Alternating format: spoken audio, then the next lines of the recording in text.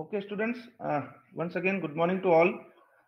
Today we are going to discuss the most important experiment in your curriculum that is mentioned, the study of fluorescent tube light circuit, right? First of all, हम लोग देखते हैं कि हमारा object क्या है, ठीक है ना? Actually, this whole experiment is divided into two parts. Number one is, first of all, we need to study the fluorescent tube circuit और हमारे को दो वोल्टेज निकालने हैं, ठीक है ना? पहला वोल्टेज है इनिशिएट द डिस्चार्ज और दूसरा है मेंटेन द डिस्चार्ज। आगे मैं डिस्कस करूंगा ये दोनों क्या होते हैं, ठीक है ना? और दूसरा हमारा जो बी पार्ट है इस एक्सपेरिमेंट का, which is required to determine the power and power factor of this circuit, right, with the help of 3 voltmeter method.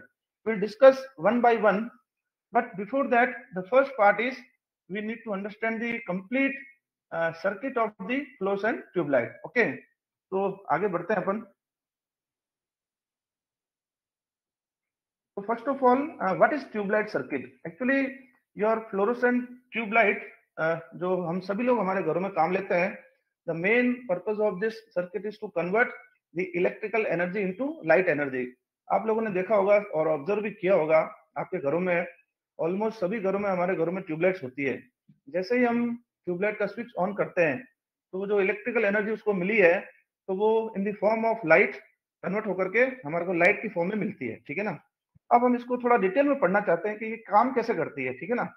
तो first of all, it is a low pressure mercury vapour gas discharge lamp, ठीक है ना, that uses the concept of fluorescence to produce the visible light. Actually जब हम इसको supply देते हैं, electrical energy हम इसको देते हैं, तो हमारे को जो विजिबल लाइट दिखती है, ठीक है ना, उसके पीछे जो कॉन्सेप्ट है वो है फ्लोरोसेंस का, ठीक है ना?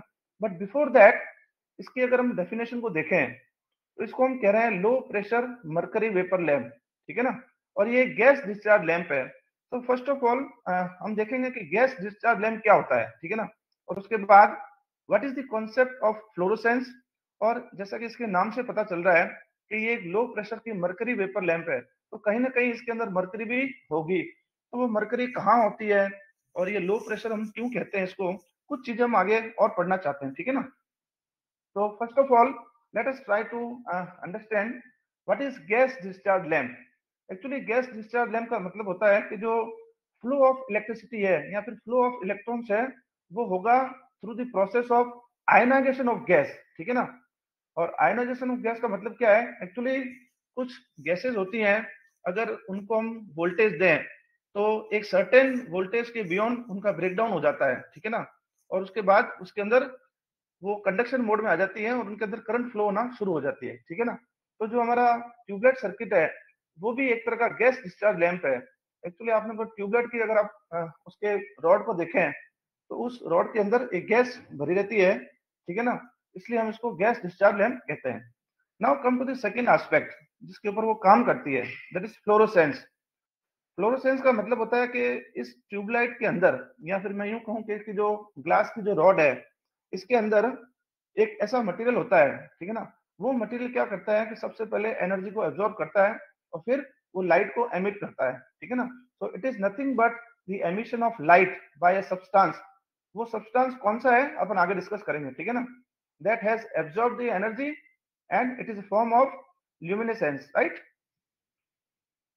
अब इस सर्किट को आप देखिए, अपने घरों में जो दीवारों पे ट्यूबलाइट रहती है तो उसको हम यूजुअली चेक नहीं कर पाते हैं, तो इसका सर्किट डायग्राम समझने की कोशिश करते हैं, ठीक है ना? देखिए ये है सप्लाई की पॉइंट, फेस और न्यूट्रल, जहां पर this is the supply characteristics. Single phase 230 volt 50 hertz AC supply है, ठीक है? अब ये जो आपको एक ग्लास ट्यूब दिखती है वो ये है, ठीक है ना? इसको हम कहते हैं ग्लास ट्यूब, ठीक है ना? और इसके अंदर क्या है कि ऑर्गन गैस भरी रहती है. मैंने आपको कहा था it is a gas discharge lamp. और इस ऑर्गन गैस के साथ साथ में इसके अंदर कुछ ड्रॉप्स मरकरी की भी होती हैं, वो लिखा नहीं है और आप अभी ध्यान रखें. और इसकी जो इंटरनल वॉल्स होती हैं, अंदर की जो दीवारें होती हैं, वो एक फ्लोरोसेंट पाउडर की कोटिंग लगी रहती है. आगे अपन डिस्कस करेंगे कौन सा मटेरियल होता है ये. तो जो अभी आपने फ्लोरोसेंस पढ़ा, जो मैंने सब्सटेंस बताया था, वो सब्सटेंस यही है, ठीक है ना? और अगर आप देखें तो इसके दोनों तरफ दो इलेक्ट्रोड्स लगे हैं, ठीक है ना? These are the filament. Filaments इनको हम कहते हैं और ये टंगस्टन के बने हुए होते हैं, राइट? ये होता है स्टार्टर. इसका इंटरनल वर्किंग क्या है ये भी हम आगे देखेंगे. और ये होती है चौक कॉइल। तो अगर आप घरों में ट्यूबलाइट को देखें तो अपने को जो पुरानी कन्वेंशनल ट्यूबलाइट्स है वहां पर आपको चौक कॉइल बाहर दिखती है, स्टार्टर भी दिखता है और ये ग्लास ट्यूब भी दिखती है, ठीक है ना।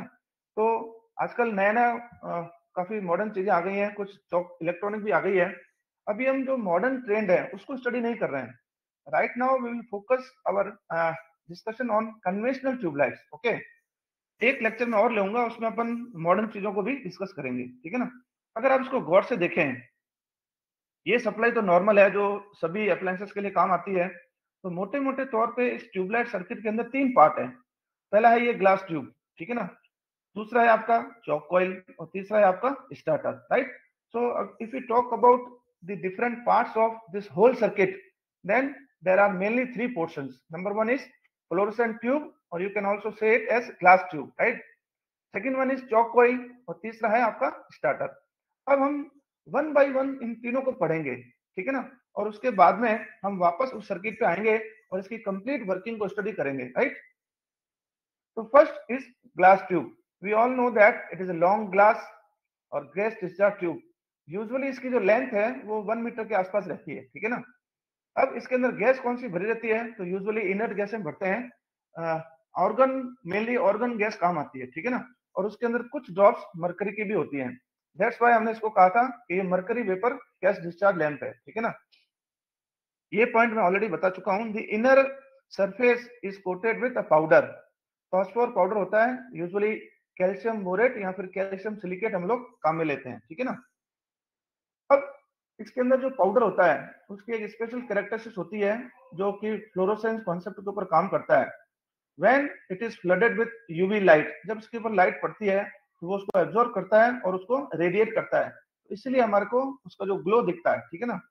और एक चीज है कि ये जो ट्यूब है it is sealed at both the ends, दोनों एंड पे वो सील्ड रहती है, आपने घरों में भी ऑब्जर्व किया होगा। और उसके अंदर टंगस्टन के जो है इलेक्ट्रोड्स लगे रहते हैं जिनको हम यूजुअली फिलामेंट कहते हैं, और एक एल्यूमिनियम कैप भी रहती है। अब मैं आपको इसकी पिक्चर दिखाऊंगा so that you can visualise more clearly. ये ट्यूबलाइट आप लोगों ने ऑब्जर्व करी होगी, ठीक है ना। ये कंप्लीट रॉड है, इसका इंटरनल स्ट्रक्चर अपन इस तरह से शो करते हैं। ये है एल्यूमिनियम कैप और ये जो दो आपको दिख रहे हैं दीज आर दी इलेक्ट्रोड्स, ठीक है ना। इसके अंदर फिलामेंट लगे रहते हैं। और अगर इसका सर्किट डायग्राम केवल ट्यूब का बनाना चाहें तो वो कुछ इस तरह से रहता है। ये दो इलेक्ट्रोड्स हैं, दोनों तरफ टंगस्टन के फिलामेंट्स, दीवारों के ऊपर फ्लोरोसेंट पाउडर की कोटिंग रहती है, कुछ ड्रॉप्स मरकरी की रहती है, mercury is Hg, right. Organ gas इसके अंदर भरी रहती है।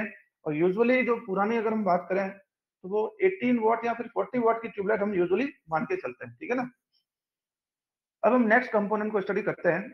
Next is choke coil. Choke coil is also known as ballast, ठीक है ना। ये क्या होती है, ये बेसिकली आपकी इंडक्टिव कॉइल होती है। किसकी बनी होती है, या तो फिर कॉपर या फिर एल्यूमिनियम की, ठीक है ना। And it is bounded on a laminated L type iron core. एक आयरन की कोर होती है, उसके ऊपर ये जो कॉपर या फिर एल्यूमिनियम है इसकी वाइंडिंग को हम लपेट लेते हैं, ठीक है ना। इसके दो मेन काम होते हैं, ठीक है ना। सबसे फर्स्ट काम है इसका हाई वोल्टेज प्रोवाइड करना। किसके लिए, जो ट्यूबलाइट की जो रॉड है या ग्लास ट्यूब है उसके अंदर जो ऑर्गन गैस है उसको आयोनाइज होने के लिए वी नीड हाई वोल्टेज। तो वो हाई वोल्टेज प्रोवाइड करने का काम ये चौक कॉइल करती है। ये अकेली नहीं करती है, ये अकेली नहीं करती है। Actually there is a role of starter. Yes, who is speaking? The second point is it also limits the current through the circuit by providing stabilizing impedance. Okay, आगे बढ़ते हैं अपन। तो अगर आप चौक कोइल को देखें तो इस तरह की चौक कोइल आप लोगों ने देखी होगी अपने घरों में या मार्केट में कभी खरीदी हो। ये इसके अंदर जो मैंने आपको बताया, जो एल शेप के अंदर इसके ऊपर कॉइल्स लपेटेड होती हैं, ठीक है ना। और इसका सिंबल हम कुछ इस तरह से बनाते हैं। ये तो है कॉइल, और ये जो दो हॉरिजॉन्टल लाइंस आपको दिख रही हैं it represents the core of the coil, right. Now come to the third part, that is starter. Starter basically एक डिस्चार्ज बल्ब होता है ना। इसके अंदर भी एक इनर्ट गैस भरी रहती है और यूजुअली हीलियम गैस होती है। In the next slide we will see the internal structure of the starter, right. It contains two metallic strips. दो मेटेलिक स्ट्रिप्स के अंदर होती हैं जो कुछ दूरी के ऊपर कनेक्टेड रहती हैं, ठीक है ना। तो ये एक बाई मेटेलिक स्विच की तरह काम करती हैं। और ये जो बाई मेटेलिक स्विच है उसके अक्रॉस एक छोटा सा कैपेसिटर भी लगा रहता है। And the main M of this capacitor is to avoid the interference which is caused in radio and TV at the time of switching the tube light circuit, right? ये काफी बारी हम ऑब्जर्व करते हैं, जब आप कोई बड़ी लोड ऑन करते हैं, जैसे फ्रिज आपने ऑन किया या टीवी ऑन किया, तो कुछ इंटरफेरेंस उसके अंदर आ सकता है ट्यूबलाइट सर्किट में, तो उसको अवॉइड करने के लिए हम एक छोटा सा कैपेसिटर भी काम में लेते हैं, ठीक है ना। देखते हैं कि इसका इंटरनल सर्किट डायग्राम कैसा होता है। ये स्टार्टर आप लोगों ने देखा होगा, मार्केट के अंदर ये अवेलेबल रहता है, और ये इसका इंटरनल स्ट्रक्चर है, ठीक है ना। This is the small glass bulb, right. इसके अंदर आपकी हीलियम गैस भरी हुई है, और ये है इसका कैपेसिटर जो इसके अक्रॉस लगा हुआ है, पैरेलल में आप देख सकते हैं, ठीक है ना। और ये इसके दो इलेक्ट्रोड्स हैं।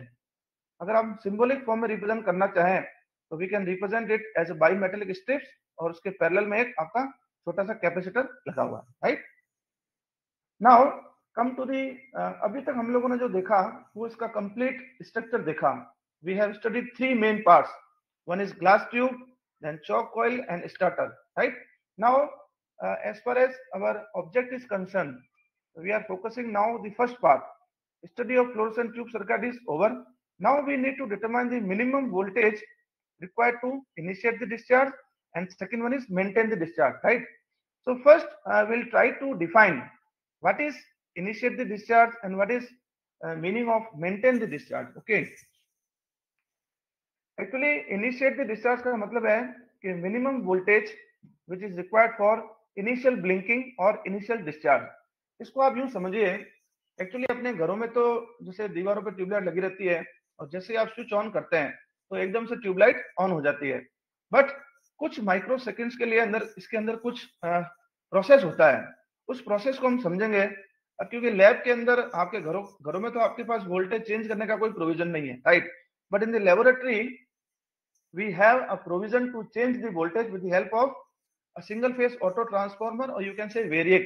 तो वो प्रोविजन हमारे पास है, जो वीडियो में आपको दिखाऊंगा उसके अंदर आपको चीजें समझ में आ जाएगी, ठीक है ना। सेकंड है मेंटेन द डिस्चार्ज। एक्चुअली शुरू में तो हम देखेंगे कि ब्लिंकिंग कब शुरू हो रही है, ठीक है ना। जैसे जैसे हम वोल्टेज बढ़ाएंगे तो वो वोल्टेज हम नोट करेंगे जहां पर ट्यूबलाइट के अंदर ब्लिंकिंग शुरू हो जाती है, which is known as initial discharge voltage. Okay, उसके बाद में जैसे ही हम कंप्लीट नॉर्मल वोल्टेज अप्लाई कर देंगे, नॉर्मल वोल्टेज का यहाँ मतलब है rated voltage, that is 230 volt, right. जैसे ही वो वोल्टेज हम अप्लाई करेंगे, ट्यूबलाइट कंप्लीट इल्यूमिनेशन के फॉर्म में आ जाएगी, ठीक है ना। अब उसमें ब्लिंकिंग नहीं होगी। अब हम क्या करेंगे, रिवर्स प्रोसेस करेंगे, हम डिक्रीज करेंगे वोल्टेज को धीरे धीरे, और हम उस वोल्टेज तक जाएंगे जिस वोल्टेज तक वो अपने इस ब्लिंक ग्लो को सस्टेन कर पाए, ठीक है ना। वो वोल्टेज भी हमारे को नोट करना है, ठीक है ना। तो it is known as sustain the voltage. Okay, so this is the complete circuit diagram of the tube light. Here you can see the single phase supply. DPST stands for double pole single throw switch.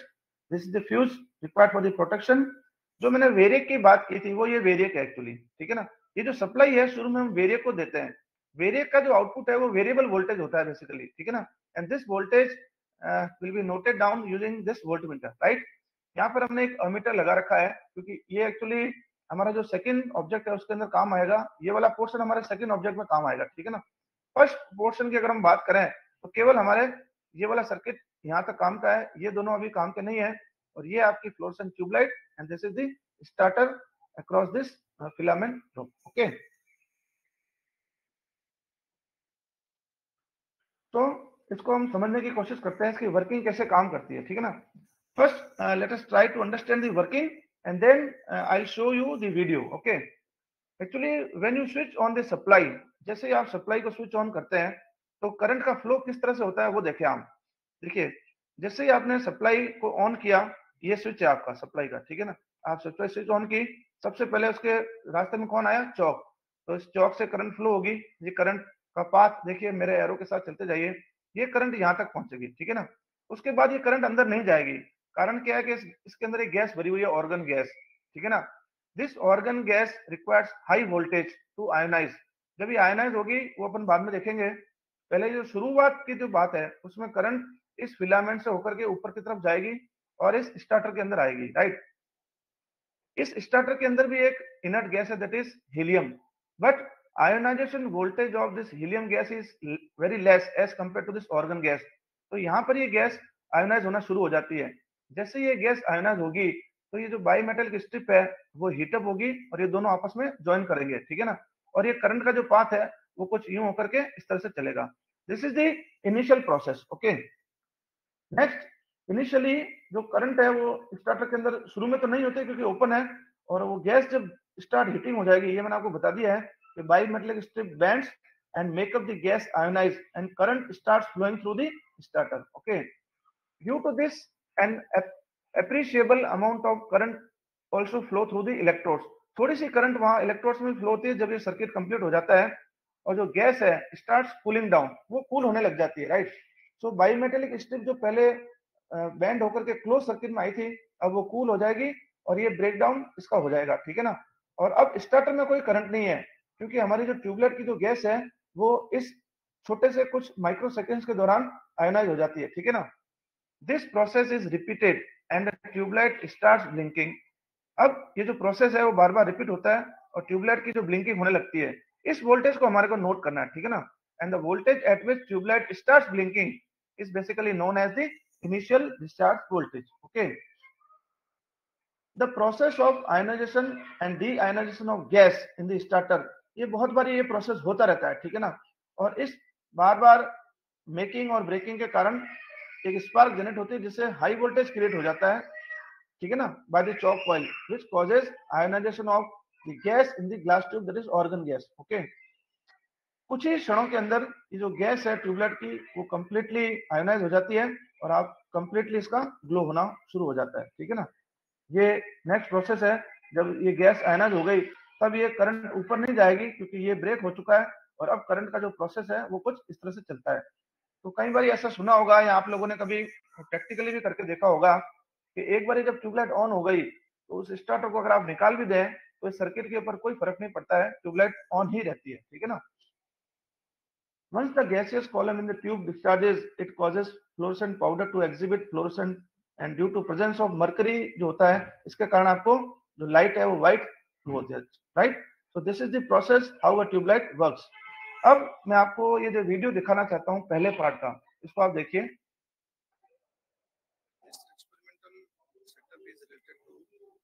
Study of fluorescent tube circuits, where we need to perform two experiments.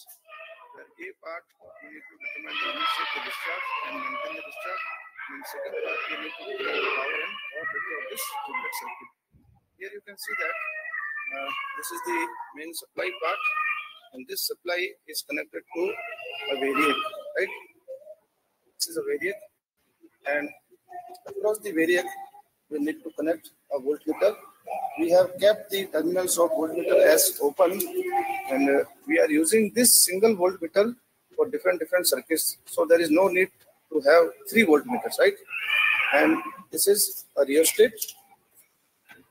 This is the complete tube light. In the tube light, you can see the starter and choke connected, and this is your ohmmeter. Now we are going to perform the first part of this experiment, that is initiate the discharge and maintain the discharge. So here you can see the sir will connect the variac across the supply. Now we'll switch on the supply, and here you can see that there is an indication of the supply, and the reading of voltmeter in this case is 0 because we have not increases this variac. Now we'll increase the variac. Here you can see that the sir is increasing the voltage, and similarly the reading appears in the voltmeter. And at the same time we need to see the tube light because we need to determine the initial discharge. Here you can see that there is an initial discharge in the tube light. Here you can see that the tube light is blinking. Here this is called as initiate discharge, right? And we need to note down this voltage of tube light. So here you can see that we need to study the read this middle lane because we have connected the voltmeter at 300 volt rating. It is a multi-purpose voltmeter. So in this case, the reading is around 170 or 172 volt. Here you can see that the deflection is not constant because of the blinking of this tube-light part, right? Now we'll increase the voltage and switch complete rated voltage applied across the tube light.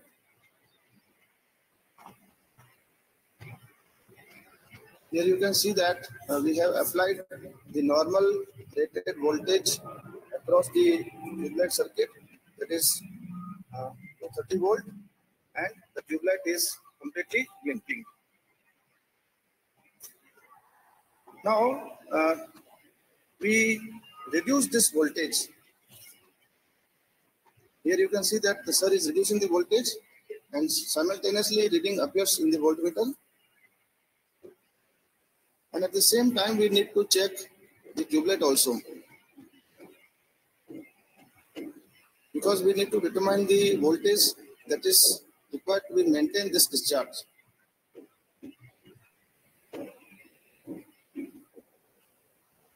Here you can see that the glow is reducing and the tube light is about to switch off. So this is the voltage which is required to maintain the discharge, and we need to note down this voltage. And here you can see that the voltage is around 157 or 158 volt, right? So this is all about the first part of this experiment. Okay, students, I think the first part you have understood, that is related to initiate the discharge and maintain the discharge. Now we'll mainly focus on the second part. Okay, so the second part of this experiment is to determine the power and power factor of the fluorescent tube circuit using 3 voltmeter method. Okay, so first हम लोग समझना चाहते हैं कि power factor क्या होता है, right? I think you might all have studied about the power factor. I am just reminding you, it is nothing but the cosine of angle between phase voltage और फेज करंट. यहाँ पर आप phase voltage और phase current का मतलब है supply voltage और supply current से भी आप समझ सकते हैं, ठीक है ना. एक्चुअली पावर फैक्टर मीटर भी बाजार में मिलते हैं और बट यो बहुत कम यूज होते हैं, तो that's why here we are using a 3 voltmeter method to determine the power factor of the tubelight circuit. Okay, so इसके पीछे कॉन्सेप्ट क्या है, पहले अपन 3 वोल्टमीटर का कॉन्सेप्ट समझते हैं, ठीक है ना. एक्चुअली देखिए यहाँ पर आप 3 वोल्टमीटर हैं, नंबर 1, 2 एंड 3. यहाँ पर बीच में एक रियोस्टेट हमने लगा रखा है, ठीक है ना, और ये हमारा लोड. यहाँ पर जो लोड बेसिकली है वो हमारा ट्यूबलाइट सर्किट होगा, आगे मैं आपको बताऊंगा, ठीक है ना. तो just connect resistor R in series with load. ये लोड है, इसके सीरीज में हमने आर कनेक्ट किया है और हमारे को 3 वोल्टेज मेजर करने हैं. एक्चुअली ये V1, V2, V3 लिखा है, पर आप इसको ऐसा माने V1 एंड V2, राइट, क्योंकि हमारा जो मेन सर्किट है उसमें हमने यही डेजिग्नेशन दिया है. अब इसको थोड़ा सा कोरिलेट करें, ठीक है ना. ये हमारा वोल्टेज है सप्लाई वोल्टेज का, ये वोल्टमीटर पड़ेगा, राइट. और इस सर्किट में देखें वो ये वाला वोल्टमीटर है V, ये रेजिस्टेंस R, ये रियोस्टेट वाला है.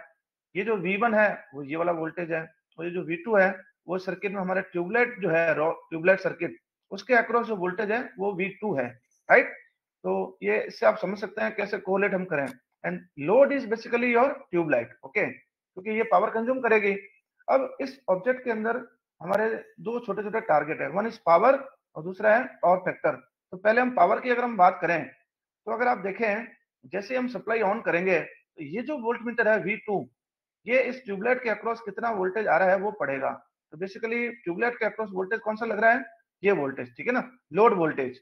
और इसके अंदर जो करंट फ्लो होगी वो I है. तो आप जानते हैं सिंगल फेज सप्लाई के कॉन्सेप्ट के हिसाब से तो जो पावर कंज्यूम होगी इस ट्यूबलाइट के द्वारा वो क्या हो जाएगी, V2 into I into cos phi, where cos phi is what, the power factor. Okay, so the power consumed by the tubelight is given by P V2 into I into cos phi, right. यहाँ पर phi क्या है, phi is the angle between supply voltage कह दें या फिर load voltage कह दें V2 और सप्लाई और फिर लोड करंट I उसके बीच में, राइट. यहाँ पर हमारे को V2 हम उस वोल्टमीटर से पढ़ लेंगे, कौन से वोल्टमीटर से, यहाँ से, और जो करंट है वो हमारे को ये अमीटर दे देगा. जो अननोन क्वांटिटी हमारे पास बच गई है वो है आपका cos phi, that is power factor, right. और इस पावर फैक्टर को इस 3 वोल्टमीटर मेथड जब हम सारे वोल्टमीटर की रीडिंग पढ़ लेंगे तो हम इसको निकालने के लिए फेजर डायग्राम का कॉन्सेप्ट काम में लेंगे, ठीक है ना. वो कैसे होगा इसको हम आगे देखते हैं, राइट. तो अगर आप उस सर्किट को देखें तो इसको मैं वापस बताता हूँ आपको एक बारी। एक्चुअली आपका जो ये जो V1 वोल्टेज है वो इस रेजिस्टेंस के अक्रॉस है, और रेजिस्टेंस के अक्रॉस करंट, रेजिस्टेंस में जो करंट फ्लो रही है वो I है, ठीक है ना। तो अगर आप फेजर डायग्राम बनाएं इस वोल्टेज और करंट के बीच में, तो आप देखेंगे क्योंकि प्योरली रेजिस्टिव नेटवर्क है, रियोस्टेट है, तो ये जो करंट है वो हमेशा इस वोल्टेज के इस V1 के फेज में रहेगी, राइट। लेकिन अगर आप इस चौक कॉइल को देखें, इस कॉइल को देखें, तो यहाँ पर एक इंडक्टिव कॉइल है, तो ये वोल्टेज का फेजर अलग बनेगा। और टोटल वोल्टेज क्या होता है, तो यहाँ से एक चीज क्लियर हो गई कि भाई जो V1 है और I1 है वो सेम फेज में होंगे, और ये जो V है अगर आप KVL लगाएं इस लूप के अंदर, तो total voltage, supply voltage V is equal to the phasor sum of V1 and V2, right. ये चीजें हम ध्यान रखेंगे तो फेजर डायग्राम आसानी से बना पाएंगे हम लोग।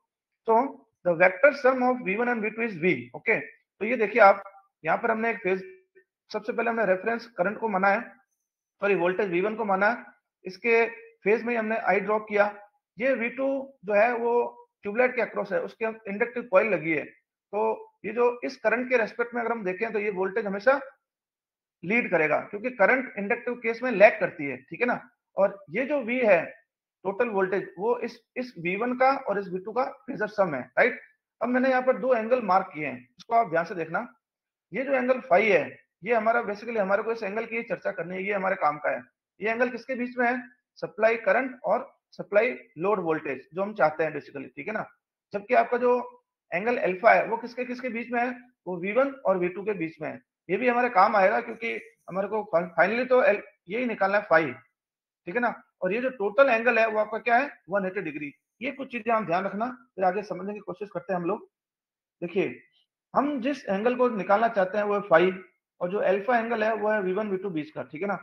अगर आप law of cosine and considering only the magnitude of phasor, तो हम ऐसा लिख सकते हैं जो टोटल वोल्टेज है वो अपन मैथमेटिक्स के पॉइंट ऑफ व्यू से फेजर का कॉन्सेप्ट लगाएं तो क्या हो जाएगा, V1 square plus V2 square minus 2V1 V2 cos of alpha, क्योंकि V1 और V2 के बीच का एंगल कौन सा है, अल्फा है, ठीक है ना। तो इसको हम ऐसे लिख सकते हैं, अगर हम इन दोनों वोल्टेज को उधर ले जाएं तो V square minus 2V1 square minus V2 square is equal to minus 2V1 V2 cos alpha. अब इस कॉस अल्फा को हमारे को यहाँ से हटाना है, क्योंकि हम चाहते हैं कॉस फाई, राइट। तो हम क्या करेंगे, ये अभी हमारी इक्वेशन है। अगर आप फेजर डायग्राम को देखें तो जो अल्फा एंगल है वो 180 माइनस फाई है, ठीक है ना। और हम जानते हैं कि cos of 180 minus phi, sorry cos of 180 minus alpha होगा, ये alpha is equal to minus of cos phi. ये थोड़ा करेक्शन कर लेना आप, ठीक है ना। अब इस आ, इसको अगर मैं रिप्लेस करूं, ठीक है ना, अल्फा को cos फाई से, तो ये माइनस आएगा, यहाँ पर माइनस माइनस इसको प्लस बना देगा, ठीक है ना। तो cos अल्फा की वैल्यू क्या आ जाएगी, V square minus V1 square minus V2 square upon 2V1 V2। So this is the expression of power factor of this tubelight circuit, okay. So अब इसको प्रैक्टिकली हम कैसे परफॉर्म करेंगे, उसका छोटा सा 2 मिनट का लास्ट वीडियो है, वो आप देख लें ताकि आपको पूरी बात समझ में आ जाएगी। Students, we are going to start the second part of this experiment, that is we need to determine the power and power factor. So first we are again switch on the supply. So supply is there. Rated voltage is already applied across the tube light. Here you can see the rated voltage is around 230 volt, and now we are actually, I have already mentioned, we are using the same voltmeter for different purposes, right? In order to reduce the error, we are using same voltmeter. So now we disconnect the one of the terminal of the variac and connect this voltmeter as shown in the circuit diagram. Here you can see that the choke and rheostat are connected at a common point, and we are connected one of the lead of voltmeter across this terminal, right? So here you can see that as the rheostat is at 0 position, so there would be no voltage across this rheostat. Now we increase this value of this resistance. So here some voltage V1 as per diagram is appears across this voltmeter. Here you can see that this is around 16 to 17 volt, and accordingly we have to note down the current, right? And this current is around 0.3 ampere, right? So this is how, in order to note down the voltage V2, again we need to shift the terminals of voltmeter and simultaneous the voltage V2 is to be noted down. So this is around 220 volt. Okay. So students, I hope you have understood the concept, and be connected with me so that I can put more videos for your better learning. Thanks a lot.